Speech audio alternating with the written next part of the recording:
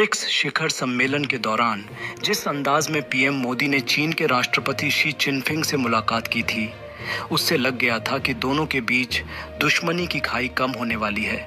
तभी तो दोनों देशों ने पूर्वी लद्दाख में वास्तविक नियंत्रण रेखा LAC पर गश्त और सैनिकों को पीछे हटाने पर सहमति बन गई थी। आखिर 4 साल बाद चीनी सैनिक अपने तंबू को उखाड़ने लगे हैं। जाने पूरा मामला। रूस के कजान में हुए ब्रिक्स सम्मेलन में शामिल जब पीएम मोदी जा रहे थे, तभी भारत ने सोमवार को सैनिकों की गश्त को लेकर समझौता होने की घोषणा कर दी थी। भारतीय विदेश मंत्री डॉ.एस. जयशंकर ने बताया था कि इस समझौते से दोनों देशों के बीच सीमा पर साल 2020 से पहले की स्थिति बहाल होगी।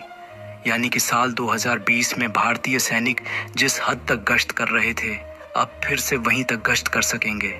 सीमा पर तनाव खत्म।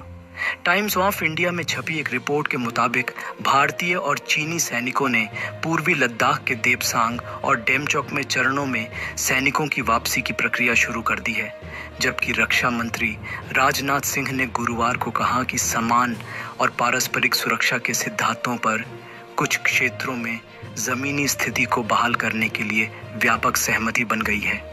उखाड़े जा रहे तंबू।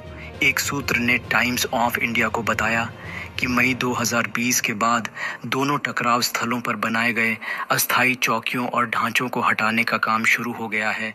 बनाए गए सैनिकों की तरफ से तंबू उखाड़े जा रहे हैं। उन्होंने कहना है कि सैन्य टुकड़ियों को हटाने और पीछे हटने में लगभग 1 सप्ताह का समय लगेगा। गश्ती पर भी बनी सहमति। दोनों देशों ने गश्ती पर भी सहमति बना ली है। गश्त शुरू होने पहले स्थानीय कमांडर एक दूसरे को बताएंगे, फिर इसकी पुष्टि करेंगे, जिससे LAC पर गश्ती दल आमने सामने आने से बचेंगे।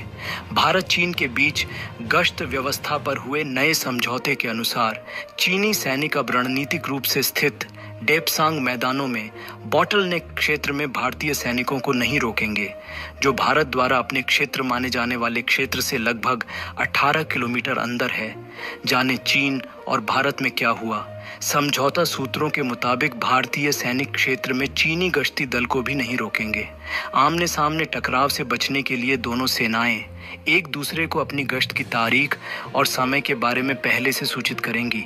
भारतीय पक्ष को उम्मीद है कि उसके सैनिक अब डेपसांग में अपने गश्ती बिंदु 10, 11, 12 और 13 तक जा सकेंगे, जो उत्तर में महत्वपूर्ण दौलत बेग ओल्डी और काराकोरम दर्रे की ओर 16,000 फीट की ऊंचाई पर स्थित महत्वपूर्ण टेबल टॉप पठार पर है। बफर जोन पर अभी नहीं बनी है बात। डेमचौक के पास चार्डिंग निंगलुंग नाला जंक्शन पर भी सैनिकों की वापसी चल रही है, जहां PLA ने भारतीय क्षेत्र में टेंट लगाए हैं। नया समझौता देपसांग और डेमचौक तक सीमित है और इसमें पूर्वी लद्दाख में पहले बनाए गए बफर जोन शामिल नहीं है। LAC के भारतीय हिस्से में 3 किमी से 10 किमी तक के no petrol buffer zone Galwan, Pangong Tso के उत्तरी तट, कैलाश रेंज और बड़े गोगरा हॉट स्प्रिंग्स क्षेत्र में सैनिकों की वापसी के बाद बनाए गए थे। सूत्र ने कहा, बफर जोन पर गश्त के सवाल पर बाद में विचार किया जाएगा। जाने कैसे भारत ने चीन को किया राजी। जून 2020 में गलवान घाटी में हुई भीषण झड़प के बाद दोनों एशियाई देशों के बीच संबंध तनावपूर्ण हो गए थे। भारत और चीन ने जिस तरह गश्त और पूर्वी लद्दाख में LAC वास्तविक नियंत्रण रेखा पर सैनिकों को पीछे हटाने के लिए एक समझौता किया है, जो 4 साल से अधिक समय से जारी गतिरोध को समाप्त करने की दिशा में एक बड़ी सफलता है।